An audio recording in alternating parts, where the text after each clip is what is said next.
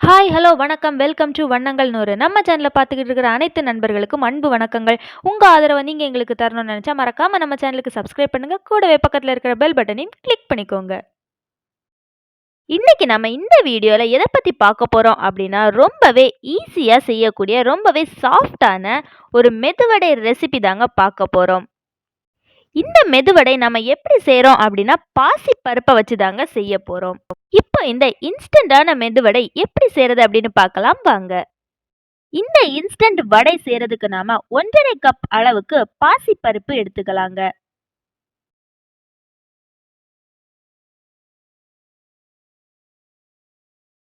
எந்த கப்ல நீங்க பாசி பருப்பு எடுத்தீங்களோ அதே கப்ல 1/4 கப் அளவுக்கு பச்சை அரிசி சேர்த்துக்கோங்க.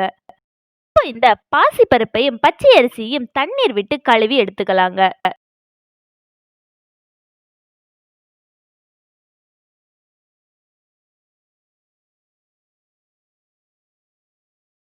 பாசி பருப்பையும் பச்சை அரிசியும் கழுவுன தண்ணீரை நாம வடிகட்டி எடுத்ததுக்கு அப்புறமா இந்த பாசி பருப்பும் பச்சை அரிசியும் மூழ்கிற அளவுக்கு தண்ணீர் ஊற்றி 1 மணி நேரம் அளவுக்கு நம்ம ஊற வச்சு எடுத்துக்கலாங்க.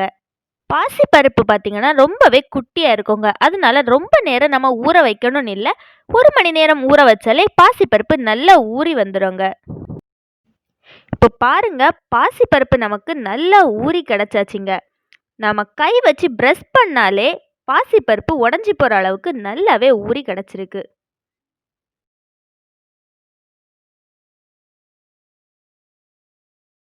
இனி நாம இந்த ஊற வச்ச பாசி பருப்பையும் பச்சை அரிசியையும் ஒரு மிக்ஸி ஜாருக்கு மாத்திக்கலாம். இது எல்லாத்தையுமே நாம மிக்ஸி ஜார்ல மாத்தினதுக்கு அப்புறமா ஒரு பச்சை மிளகாயை இது கூட ஆட் பண்ணிக்கலாங்க. பச்சை மிளகாயை நாம லாஸ்டா நறுக்கி கூட போடலாம். ஆனா நம்ம இதுலயே போட்டு அரைச்சி எடுத்தோம்னா எரிப்பு சுவை எல்லாத்துலயுமே ஈவனா கிடைக்குங்க. இப்போ இதை நம்ம அரைச்சி எடுத்தாச்சுங்க. ரொம்ப மாவு போல இல்லாம கொஞ்சம் திரு திருன்னு அரைச்சி எடுத்துக்கோங்க. இதை அரைக்கிறதுக்கு நாம கொஞ்சம் கூட தண்ணி சேர்க்கவே கூடாதுங்க. தண்ணி சேர்த்தோம் அப்படின்னா மாவு நிறைய எண்ணெய் உறிஞ்சி எடுத்துக்கோங்க. இப்போ நாம இதுல ஒரு பெரிய வெங்காயத்தை பொடியா நறுக்கி இது கூட சேர்த்துக்கலாங்க. நீங்க பெருசா நறுக்குனா வெங்காயம் வேகாதுங்க. அதனால உங்களால எவ்வளவு பொடியா நறுக்க முடியுமோ அந்த அளவுக்கு பொடியா நறுக்கி எடுத்துக்கோங்க. இனி இதுல ஒரு பச்சை மிளகாயையும் சின்ன சின்னதா நறுக்கி சேர்த்துக்கோங்க. இனி இதுக்கு கூடவே ஒரு விரல் அளவுக்கு இஞ்சி எடுத்து அதையும் சின்ன சின்னதா நறுக்கி சேர்த்துக்கோங்க. கூடவே கொஞ்சமா கருவேப்பிலையும் நறுக்கி சேர்த்துக்கோங்க. அதுக்கப்புறமா கொஞ்சமா சின்ன சீரகம் சேர்த்துக்கலாம். கூடவே கொஞ்சமா உப்பும் சேர்த்துக்கோங்க. உப்பு உங்களுக்கு தேவையான அளவுக்கு சேர்த்துக்கோங்க. ரொம்ப அதிகமா சேர்த்துக்காதீங்க.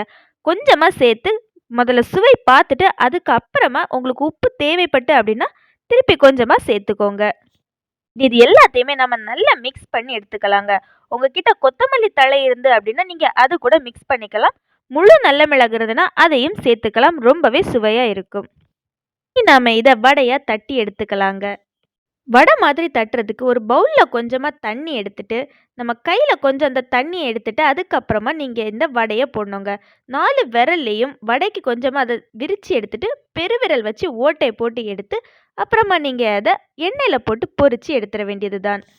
நீங்கள் தண்ணி தொட்டுட்டு வடை போட்டீங்க அப்படின்னா கையில் ஒட்டாமல் வரோங்க. தண்ணி தொடலை அப்படின்னா எல்லா மாவுமே கையிலேயே ஒட்டிட்டு இருந்துருங்க. இந்த வடையை செய்கிறதுக்கு முதல்ல ஆயிலை நல்லா ஹீட் பண்ணிவிட்டு அதுக்கப்புறமா லோ ஃப்ளேமில் வச்சுருங்க. லோ ஃப்ளேமில் வச்சு தான் நம்ம வடையை போட்டு பொரிச்சு எடுக்கணும். வடை ஒரு பக்கமாக நல்லா வெந்து கோல்டன் ப்ரௌன் கலர் வந்ததுமா அதுக்கப்புறம் மறுபக்கம் திருப்பி போட்டு 2 பக்கமும் நல்லா வெந்ததுக்கப்புறமா ஒரு பிளேட்டில் மாற்றி எடுத்துக்கோங்க. இந்த வடை வந்து ரொம்பவே டேஸ்ட்டாக இருக்குங்க. அதை விடையும் இது ரொம்பவே ஹெல்த்தான வடையும் கூட. நம்ம கடையில இருந்து வாங்கக்கூடிய ஸ்நாக்ஸை விட பாசிப்பருப்புல நிறையவே ஹெல்த் பெனிஃபிட்ஸ் இருக்குங்க. அதனால நம்ம இந்த மாதிரி செஞ்சு சாப்பிடும்போது நம்ம உடம்புக்கு நிறையவே சத்துக்கள் கிடைக்குது. பொதுவாகவே ஆயிலில் செய்யக்கூடிய ஸ்நாக்ஸ் எல்லாமே ரொம்பவே உடம்புக்கு கேடு அப்படின்னு சொல்லுவாங்க. ஆனால் நம்ம வீட்லேயே இந்த மாதிரி ஃப்ரெஷ்ஷான ஆயிலில் ஸ்நாக்ஸ் செய்கிறனால உடம்புக்கு எந்த கெடுதலும் வரது கிடையாதுங்க. நம்ம கடையில இருந்து ஒரு ஸ்நாக்ஸ் வாங்கும்போது அவங்க ஒரே ஆயிலே திருப்பி திருப்பி நிறைய தடவை ஸ்நாக்ஸ் போட யூஸ் பண்ணுவாங்க. நம்ம அந்த மாதிரி யூஸ் பண்ணாதனால நம்மளுக்கு எந்த ஒரு கெடுதலும் வராது. இப்போ இந்த வடையை பிச்சு காட்டுறேன். உள்ளே வந்து ரொம்பவே சாஃப்டாக நல்லா வெந்து இருக்குதுங்க. வெளிப்பக்கம் பச்சை அரிசி சேர்த்தனால நல்லா கிறிஸ்பியாக இருக்குதுங்க. நம்ம இந்த வடையை செஞ்சுட்டு சூடோட உடனே சாப்பிட்டோம் அப்படின்னா ரொம்பவே டேஸ்ட்டாக இருக்குங்க. ஆனால் ஆறுனதுக்கு அப்புறமா சாப்பிட்டீங்க அப்படின்னா கொஞ்சம் டேஸ்ட்டு கம்மியாக தாங்க இருக்கும். நீங்களும் இந்த ரெசிபியை உங்கள் வீட்டில் செஞ்சு பாருங்க. குழந்தைங்க இருந்தாங்கன்னா கண்டிப்பாக உங்கள் குழந்தைங்களுக்கு செஞ்சு கொடுங்க. இதோட டேஸ்ட் எப்படி இருந்துச்சு அப்படின்னு நீங்கள் மறக்காமல் கமெண்டில் சொல்லுங்கள். இந்த வீடியோ உங்களுக்கு பிடிச்சிருந்துச்சுன்னா லைக் பண்ணுங்கள், ஷேர் பண்ணுங்கள், கமெண்ட் பண்ணுங்கள். மறக்காமல் இந்த சேனலை சப்ஸ்கிரைப் பண்ணிக்கோங்க.